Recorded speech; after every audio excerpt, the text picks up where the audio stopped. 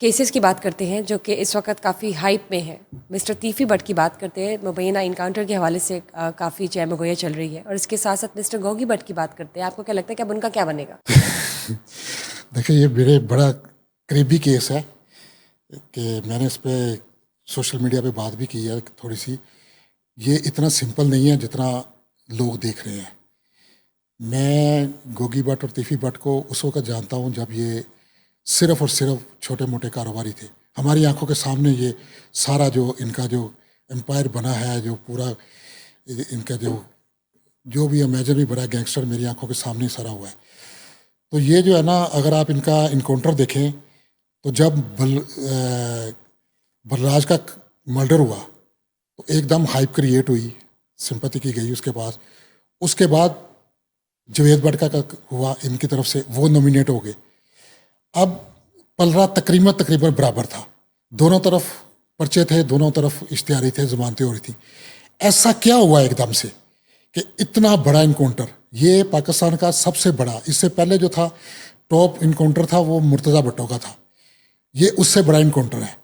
تو آخر وہ کیا ہوا؟ یہ اب لوگ کہتے ہیں جی انصاف مل گیا. یہ بلراج کا بالکل, یہ ٹیپو ٹرک کا یہ دشمنی, یہ مرڈر خاندانی دشمنی کا نہیں ہے. یہ میری آپ بات لکھ لیں. اور دوسرا یہ کہ آپ یہ دیکھیں کہ اگر نارمل انکاؤنٹر کرنا ہوتا, ویسے دکھانا ہوتا تو وہ ان کے لیے مشکل نہیں تھا.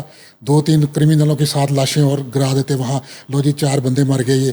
لیکن ایک روایتی وہی کے ساتھیوں کی فائرنگ سے, وہ جنہوں نے بھی کیا, جس نے بھی کروایا ہے, اس نے پیغام دیا ہے, اس نے بتایا کہ جی ہم نے کیا اور اسی لیے کیا. اور اس میں آپ کے لیے میں سوال چھوڑ جاتا ہوں, پوری بات نہیں بتاؤں گا کیونکہ وہ چلے گی نہیں, میں تو نکل جاؤں گا, آپ چلائیں گے نہیں.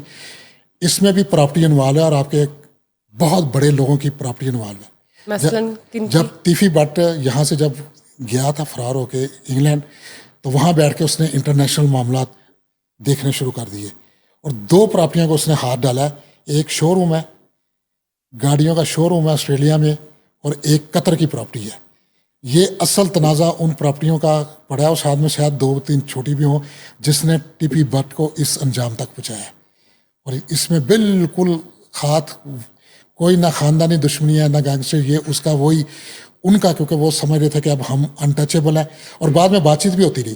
میں خود ایک پرسنلی 1 ہینڈ بندے کو جانتا ہوں جو کہ بات چیت کرواتا رہا. انہوں نے کہا جی مجھے تو پتہ ہی نہیں تھا کہ یہ آپ کا ہے. کوئی فرنٹ مین تھا آگے جس سے انہوں نے فائٹ کی, تو انہوں نے کہا جی تمہیں سارا پتا سی, یہ ہوں آؤ گے بہ کے گل ہوئے گی. تو وہ بیچارہ تو آیا تھا بہ کے گل بات کرنے, اگلے نے کہا نہیں جی یہ جو ریڈ لائن کراس کی ہے نا, تو یہ بات آگے نکلے گی کہ اس مرڈر کے پیچھے کون تھا, کہاں تھا, کس نے کیا. چلیے آپ کا جو پرسپیکٹیو ہے دیکھتے ہیں کہ اس میں کتنا دم ہے, کیونکہ ابھی تو پولیس کی طرف سے جو کارروائی چل رہی ہے, جو فیصلے آنے ہیں عدالت کی جانب سے, وہ ابھی آنا باقی ہیں. اس کی بیس پر دیکھیں گے کہ مزید آگے کیا ہو سکتا ہے, ناظرین کے ساتھ بھی شیئر کریں گے. اور مجھے یہ بتائیے کہ جو تمام کیسز اس وقت چل رہے ہیں, یہ جو گینگ وار ہے, آپ کو کیا لگتا ہے یہ ختم ہوگی, یہ سلسلہ ہے یا جاری رہے گا؟ نہیں, یہ اس طرح ختم نہیں ہو سکتا جب تک آپ, کیونکہ ہمیشہ جو چیز عدالتوں کے تھرو ہو وہی اثر ڈالتی ہے. یہ جو ہے نا نفرت پیدا کرے گی. جس کا بھائی, بیٹا, باپ اس طرح عدالت کے باہر مرڈر ہوگا نا, اس کے اندر ایک نفرت پیدا کرے گا. ضیاء الحق جتنا مرضی بڑا ڈکٹیٹر تھا, آپ کو پتہ نہیں ہوگا, آپ کی پیدائش کے پہلے کی بات ہے, ایک یہاں ہوا تھا لاہور میں Pappu rape case. Pappu case بہت مشہور کیس تھا. اس کے جو پکڑے گئے تھے پپو کے قاتل, ان کو عدالت نے سزائے موت دی تھی, اور لاہور قذافی اسٹیڈیم کے باہر سر عام ان کو پھانسی دی گئی تھی. اس کے بعد 2-3 سال بالکل کرائم اس طرح خاتمہ ہوا تھا, اور ریپ تو دور کی بات ہے, لوگ سوچتے بھی نہیں تھے اس چیز کا, ایک خوف آ گیا تھا. تو یہ جو ہے نا, یہی کام اگر عدالتوں کے تھرو کیا جائے, اسی طرح عدالتوں کے تھرو سزا دی جائے, تو اس کا اثر پڑے گا. تو یہ اس طرح انکاؤنٹر کر کے یہ تو گینگسٹر اور پیدا کریں گے. ایون انکاؤنٹر کرنے والے بھی آپ نے دیکھ ہی لیا, ماضی کے جو انکاؤنٹر ہیں وہ بعد میں ہیرو بن جاتے ہیں, اور وہ خود قبضہ مافیا بن جاتے ہیں. بے شمار پولیس آفیسرز یہاں موجود ہیں جو کہ انکاؤنٹر اسپیشلسٹ ہیں, اور ان کی اربوں کی پراپرٹی ہے خود اپنی. تو یہ اس طرح سے نہیں ہوتا. یہ چلیں دیکھتے ہیں اس حوالے سے بھی جو بھی مزید تفصیلات ہوگی, جو آپ کی اوپینین ہے اس کو ہم ضرور نہیں, تو عدالتیں کس کے لیے ہیں؟ عدالتیں بند کریں پھر. 2-3 ادارے اور بنا لیں, گندے دیں تو عدالتیں بند کر دیں. اتنا بڑا جو لیکن ابھی ہمارے پاس وہ رزلٹ آیا ہی نہیں ہے, یہ دیکھا اصل کاروائی آئی نہیں ہے. آنی بھی اصل نہیں. حقیقت کیا ہے, آپ کی عدالتوں میں کیا ہوا کیا نہیں ہوا, ابھی تو پولیس ابھی نے بتانا پرسوں ہے. آپ کی عدالتوں میں آگ لگ گئی ہے, پوری ہزاروں L B a case, plaza, civil ہزاروں کورٹ. کیس. اب کیا بنے گا ان لوگوں کا؟ یہ تو ملک بس ایسے ہی. چلیں اب کیا آپ کہہ بس سکتے ہیں کہ وہ بائی چانس لگی ہے یا آپ کی توجہ جو ہے نا پاکستانیوں کی, جو اچھے کھاتے پیتے ہیں, ان کی توجہ صرف فیلڈ مارشل صاحب پہ ہے, سوری ٹو سے, اور نواز شریف کی طرف ہے. نیچے پتہ ہی نہیں ہے. آپ کو پتہ ہی نہیں ہے ملک کو کتنا بڑا نقصان ہو گیا اس ہزاروں کیس جلنے سے, کتنے کروڑوں لوگوں کی زندگی تباہ ہو گئی ہے.